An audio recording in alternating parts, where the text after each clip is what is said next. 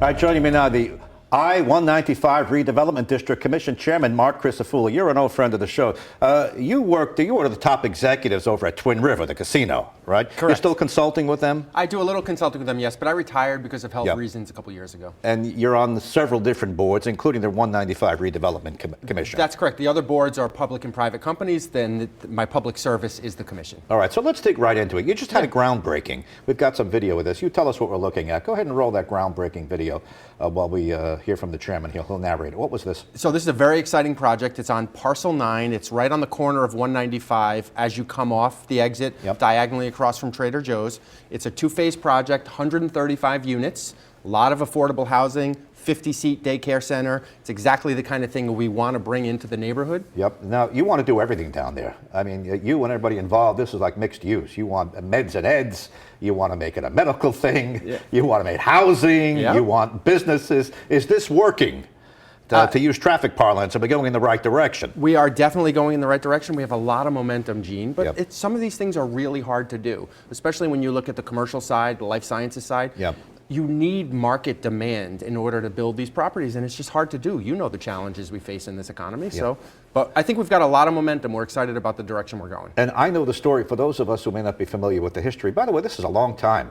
The old 195 used to go a certain way. We tore it down. We put the new one in. That opened up a lot of vacant land. We appointed a commission to decide what we do with all these parcels. And how many parcels are there? I don't know if you know that off the top of your head. I don't. There are 26 acres in total. We split up some of them, but there are over 20 parcels. Right. And the big mission is it's an overall arching plan, what we want over there. About how much has been accomplished? Would you say 50% is done, 60% or less? I would say we're less than halfway there from a space standpoint and also from a time standpoint. If you look at other districts around the country that are developed like this, it takes 20 to 25 years to get it right. So we're less than halfway there. From a space standpoint, we've developed over 1 million square feet, led to about $700 million of investment already. So it's a lot of progress. Some of that progress is infrastructure related. The pedestrian bridge, parking garage, getting the roads right, the parcel set up, all that kind of stuff. We're now in a position where we've got a great foundation and we can go forward pretty aggressively. All right, let's make this really simple to understand. We moved the highway, it opened up a lot of land. That land belongs to the state. The state gets paid, the taxpayers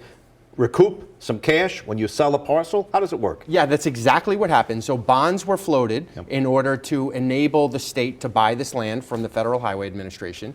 We will have to pay those bonds back in the future.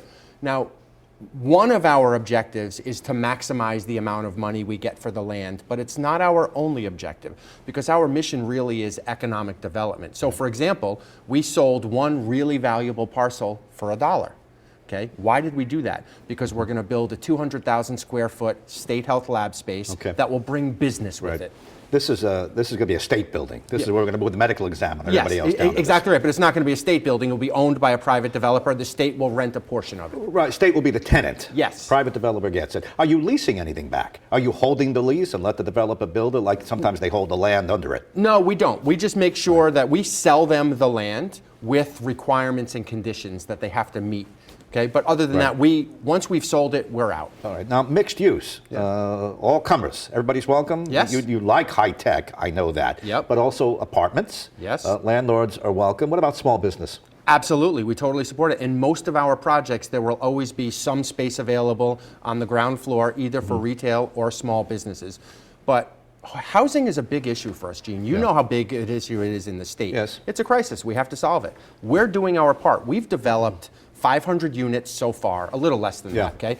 We've got a little more than 500 additional units in the pipeline, including Parcel 9, which you just showed us, and we hope to add another 1,000 units on top of that over the next 5 years. Now let's talk about some of the tough work here. Yeah. Every time you are involved in development in Providence, you have neighborhood associations, you have critics, you have architectural critics. The Fane Tower, famously, that guy was in the news for so many years, and nothing ever got done. People didn't like his design. I don't know if he got fed up with us, they got fed up with him. That's dead. You tell us your perspective on the Fane Tower. Yeah, I'd be happy to. So listen, anybody that wants to spend hundreds of millions of dollars in our state has to be taken seriously. That was him. That was him. And we were there. When I took over his chair, I can't go back beyond that, okay, behind that. Right. But when I took over his chair, I sat down with him personally and said, I want to roll out the red carpet. I want to do everything possible to get this building built.